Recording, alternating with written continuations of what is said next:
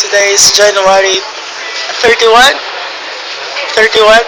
Closing closing ng McDo sa Road 20 Renovation. for renovation. Coming back. Opening back. Open and back May 1st, 2013.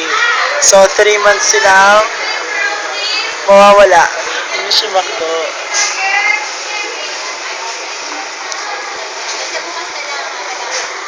Pagandahin ng McDo.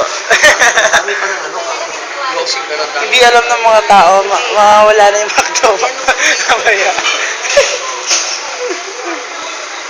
Small branch as this, pero matao.